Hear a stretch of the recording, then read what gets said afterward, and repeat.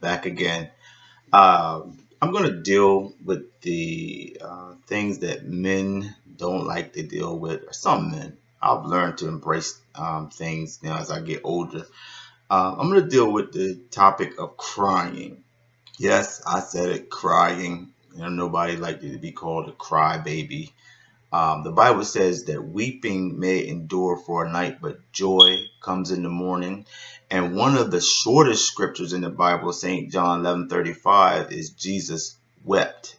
That's when he was crying when found out that Lazarus was dead in the tomb, and he was just watching the people's reaction. He already knew what was going to happen, but just the people's reaction around how they Lazarus, passing. But crying, I found out, is an important part of healing and the love of understanding what the love of God is. I have not a person that cried a lot since I've been grown. I have cried, but not a lot. Like I don't cry at the drop of a dime, the drop of a hat. Uh, a lot of seemed like I ran out of tears of all the beatings he took in as a child for crying out loud. But I've learned I would cry real short and briefly, and then wipe my eyes and determine that I'm gonna get past whatever it was that was causing me to cry. That's how I, play tough to crying. And so I found out later that God was using tears and stuff to teach me that He loves me and revealing truth to me that I was not aware of. And here in my journal here, I wrote. I'm just gonna read a little bit of what I wrote, if you don't mind. Excuse me while I put my specs on. Thank you. I wrote here, discovering truth. This is back in November 14th, 2014. This is like 2 years ago. I wrote here, let me back up. It says, to have truth revealed to me when I wasn't being selfish or self-centered, and the times I've cried because you've made your love known and broken through this hard outer shell I've created. Discovering truth, wow, how exciting. And it's at those points I found you and know you in an intimate way. Getting my license back, crying for Nika to go to Job Corps, Myra to get on the bus alone, Mr. not having a place to live, Tay going to jail facing 45 years, my dad showing signs of his love for me, hearing the worship song I Shall Wear a Crown after the enemy was fighting me on my way to church, listening to order my steps in your word because I had no clue of what to do or how to proceed with my life. Words of songs that has meaning like what we have is much more than they can see, from the Jeffrey Osborne song, one of my favorite songs. So many moments that you've revealed truth and love and grace to me, and some how in spite of my failings, you love me, and I am grateful and blessed. I love you, Father. Please continue to have your way in my life. It doesn't have meaning unless you're in it. This is how I actually pray, and I encourage people to do this too as well. Good therapy. But when people say, "Oh, you pray to God and talk to God," well, I pray a lot of times. My prayers are through when I would write, and I would just open up my heart. Well, this is as I was writing one time, like in 2014 here. I was looking at the things that made me cry, and that's how I know they're significant because they stand out. That tell you how much I cried if I can look at the times that I did cry and they stood out. So one of the times there I wrote was getting my license back. And my license was going for child support. They took me because I wasn't working for a couple of years and I had to pay child support. So they suspended them and took them. And then on top of that, I got a DUI and they took them. And matter of fact, when they took them for the DUI, I was like, I don't care. I don't have them anyway. Like years they went by. Well, in order to get them back, you have to go through. I'm looking down. Let me look up here.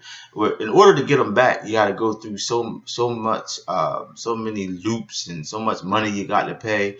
And I had to go through that DUI class, and that thing is expensive for those that had not done it. Please, I'm telling you, don't drink and drive or drive under influence. It's not good if you get caught. I went through that class, and then I went through a whole bunch of court dates and whatnot with baby moms and stuff.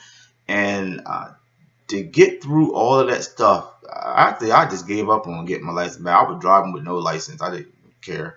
Matter of fact, I said on one of my other posts about maturing, I was saying that some things is between you and God. I kept repeating that. You and God, you don't tell everybody everything. Some things between you and God. Well, I remember before when I got my license back, I cried on the way back from the DMV. When I got and picked my license up, I was alone. I was just crying and thankful and grateful to God. Like I really couldn't see this day, and it was sad I had gave up. But God was showing His love and mercy towards me and gave me strength to get through all the stuff I had to go through, and I got them back. And I was crying about it. Well, I went to work and I was all excited. I was telling people, "Oh, I got my license back, got my license back." And then it was like, "You were driving with no license?" And I was like, "Yeah." I was like, but anyway, I learned that everything ain't for everybody, you know. So, you know, some things is just between you and God, you know. The Bible said, "Weep with those that weep and rejoice with those that rejoice." But another time, when my daughter, Samira, like an angel to me, she was getting on the bus to go to school all day for the first time. And this was in that period where we were going through some rough times for about 14 months where we didn't have no secure place to live.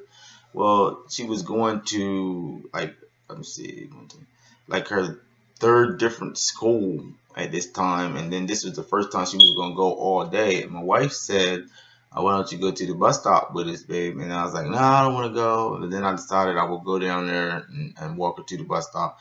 So when I got down there, my one of my daughters was there with me and my wife, and as Myra got on the bus, she was at the walk across the street. She got on the bus, and she got on the bus. They started crying, and then she got on the bus and sat by the window where we could see her because the bus had to go down and then turn around. Well, as she got on the bus and she was waving, I was like, "Oh my gosh!" And I started crying because my wife and my other daughter, was crying, and I was like, "Oh my goodness." Because now she's getting on that bus and she don't know what she's got to face, and I want to be there to protect her. And I just broke down. I mean, tears running down my face. And then I seen that the bus come back by, and all you couldn't even see the top of her head because all the kids were little. And I really felt like, man, now she's going off into the world by herself, and that moved me. It touched me. I didn't think that, you know, it would get to me like that, you know. And I thought my wife and them was big crybabies. But for all you dads that never got to experience the chance to put your daughters on the bus or do the first things with them, with your kids, it's some moments that will really touch you. And it broke God with me with a hard shell. You know, I learned to be hard to certain things, not to show too much emotions, be tough and be strong, and, you know, show no fear. But it broke me. As a matter of fact, it was another lady dropping her kids off, and they were watching us cry, and they started crying. So it was it was an emotional moment, you know, which was shocking. But another time I cried for my other daughter, Nika, who did not want to go to Job Corps. My son wanted to go, my oldest son, and at the time I wasn't doing too well. They were 16 and 17, and it wasn't in school. And I was trying to encourage them to go to Job Corps to get their GED and then learn a trade or whatnot. Well, my daughter didn't want to go, and my son did. And I had to beg and telling her to do it for me, and I cried. I mean, serious tears. Just do this one thing for me. You know, your mom ain't been around. I know you love me. Can you just do this one thing for me? And oh man, I cried. You know, this is in front of my mom and dad. As a matter of fact, it was in front of my mom and dad at the time, and it was out in front of their step. There was so much going on that I was messing up and I wasn't doing things right, and I just felt like I just wanted her to at least have a better start. I wanted both of them at least try to, you know, have a better start because I had messed up seriously, you know, around that time, and there from the time she was probably like 14, 15 till she was 16, 17. So I just wanted to give her a better start. Since, you know, I didn't do everything right, but I do want you, you know, to do this for daddy. And so she went. And my son didn't even complete it. He came home, but she did finish. She got her GED and her CNA thing in nursing, and I'm proud of her. For, you know, she might be watching this. Proud of you, Neely. And that made me cry. That was a significant time in my life that I cried. You know, when things are out of your control, and then you begging with all your heart as a father. You know, and having raised them, and their mom actually died last year, but before she died, she hadn't seen them in like years, like I don't know, somewhere between 10, 15 years. And so she kind of clung to me, you know, and I'm like, just do this one thing for daddy. And so I'm proud of her for that. And I cried like a baby. Well, my oldest son, I don't call him Mister. He gets into this, that, and the third, but I cried for him because he didn't have no place to live, and everywhere he went, he was getting kicked out. And one time when he got kicked out of my uncle's house for giving away his kerosene to some guys on a go-kart, Lord knows, he was just, you know, do things that he's probably still doing now. Keep him in prayer, y'all. But I cried because I felt like nobody wouldn't take him in, and uh, I know it was going to become an issue to bring him here with me where we live already, you know, in the 3 bedroom, but we got 4 children in the house, and here me and my wife in a 3 bedroom. But I was like, I cannot see my son out like that. And at the time, I felt like he didn't have no answers and nowhere for him to go. So I had to bring him with me. And I was letting him know, you know, I love you. I'm not going to see you out. You know, trying to get him to get himself together. I began to shed tears about that. Yeah, these are those moments where, you know, as a father, you share your heart with your children. And another time when my dad, this is, I mean, talk about tough guys. I don't even know if I ever seen my dad cry up at that time he got saved in church. But in any case, uh, to see my dad put down his tough guy image. One time he had gotten sick, and the word came to me. At this time, I was with my current wife. We were just going together. I was living with her at her apartment, and it was a bad snowstorm, kind of like the snowstorm that just passed this weekend. It was a bad storm, and matter of fact, the storm was so bad I couldn't even get our car out. I don't even think there was no insurance and no license or nothing anyway. But I was close enough to where I stayed to get to the hospital because they say your dad, you know, dad had a heart attack and he's at the hospital. You need to get up there. And I was thinking on the way to the hospital, he can't die. I gotta go up there. I feel like it's something that you know I need to say to him or he needs to say to me. So I walked to the hospital. So I'm guessing it's about 2 miles, 2.5 miles, I don't know. But anyway, I get to the hospital and find out he's okay. It wasn't as bad as they thought. My older sister was there. Then my baby sister came up. So as we're leaving, uh, and I explained to him that I walked up there and make sure he was okay and everything, and because they told me that the National Guard had to come back there in their lane because it snowed to pick him up. You know, that's how bad it was. And so when I was leaving, I was getting in the car in the truck with my older sister, and he was getting in the truck with my younger sister. And then he said to me, "So are you okay?" And I said, "Yeah." And so I can get home. So Lisa said she dropped me off. And then he looked at my sister and said, "Do you got him?" Something like that. "Do you got him?" And for that moment, I felt like finally, I never heard my dad tell me he loves me. But for that moment, I got a sense that he loved me, that he cared. Because sometimes you think dad could care less, but about the boys. I mean, with the girls, it's different. But for the boys, especially me being the oldest, it's like, man, this man don't care about nothing. I'm only pointing out what I'm doing wrong. Well, finally, some sign of he cares. Because he said that when I asked him why he never said, "Did you love me?" And he said, well, his mom never said it to him. And the fact that she fed him and gave him a place to live and put clothes on his back, he just understood it as love. So sometimes we don't understand why our parents won't say they love us, or because maybe they didn't receive it themselves. I found that out, you know, a little later in life. And but this moment when he cared enough to ask, it showed me at that moment, you know, not only you know that I care for you, but I got to see a little bit of him caring for me. So I cried a little bit, then got a little teary eyed, then I told that testimony in church and really broke down and cried because I just felt like, man, all this time, that's all I've been asking for, Lord God, and does this man love me? Or am I like a mistake or something that was made and he's mad about it? I don't know. You know, and so that's another time that's significant that stood out that I cried. And let me do one more, well, so many, but one more would be, let's say my son getting the 45 years. That hurt me to no end as if the judge gave it to me. And I was like, 45 years now. I didn't cry right away in court. I felt like it a little bit, but I didn't. But when I got home and I was talking to my mom on the phone and just broke down and cried. Mom gave him 45 years. They was talking about killing him. And it hurt me so bad. And I, in a way, kind of blamed myself, even though I wasn't there. I was locked up when he did what he did, to get locked up. And I was able to be out to see him, to be at court when they sentenced him. Well, it hurt me because what I heard is that, well, he confessed to what his part was. And I was like, this is what I was teaching them. Just tell the truth and deal with the consequences. Sometimes you can get off, sometimes not. And I took it upon myself to think that, oh man, he if he had just lied, maybe he wouldn't have got all this time, But then I think this is what I taught him, Lord. This is what you taught me, and this is what I try to teach them. Just tell the truth. And if you did do something, just say he did it. Say he's sorry and apologize. And he was in court apologizing, saying he did this, that, and the other. He apologized for what he did. And the apology didn't at that time mean nothing to the judge. Now, we believe in God. He's not going to do all that time, but I just trust God knows what's best. He knows what he needs, whether he needs to be in there a certain amount of time and how to deal with him. So I learned that now to put that in God's hand. He's been locked up for about 6 years, going on 6 years since he was 18. So going on 7. Since he was 18, he'll be 25 this coming summer.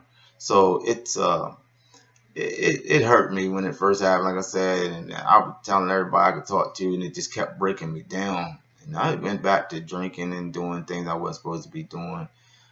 Because I'm real close with my children, so that's my older 4 older kids. It's like I'm going to war with these, like my heart, and for my children that stayed with me and watched me go through the backslidden stage and drinking and tussling and things that they saw me do and go through and scheming and scamming and all that stuff, the stuff that they saw me deal with and go through.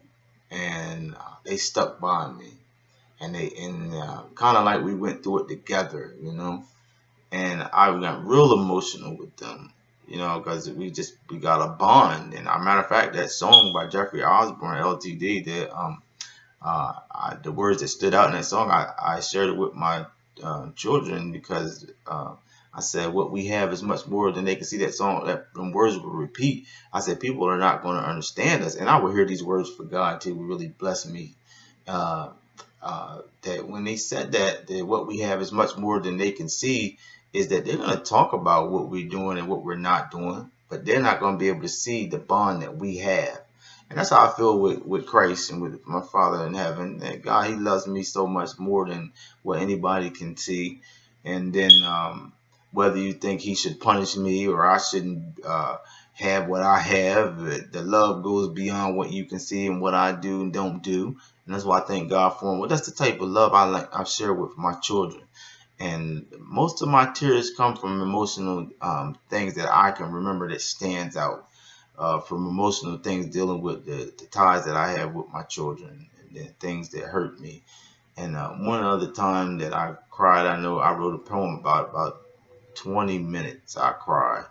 And that was dealing over a truth about a relationship that took years, took my grandma to say something about it for me to even understand what I did to hurt somebody.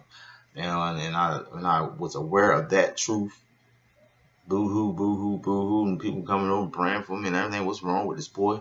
And I was like, I don't know. God was opening me up. Because he'll break that hard shell when he'll show you the truth about who you are. That's why I say don't play the victim no more. I don't need to play the tough guy. I don't care if you know I cry. Yeah, I cry. I tell you I cry. Yeah. I'm not running around being afraid of everything, but there's some things that I am afraid of. But I trust God more than anything. And I learn and I grow. Things I don't know, I'm not afraid to say I don't know. You learn, you grow, you put your faith in God. And these are the things that I just want to encourage you. It's okay to cry. And I'm speaking to a lot of young men out there. It's okay to cry. I'm a grown man, yes. And a grown man can cry. And crying, matter of fact, I have a joke book that I'm reading. And I do a lot of laughing because I used to tell them the phrase, I laugh to keep from crying. So it's very important that crying is something that's good for you. Releases a lot of release and build up things inside of you. So I want to encourage you, street preacher, signing off. Don't be afraid to cry.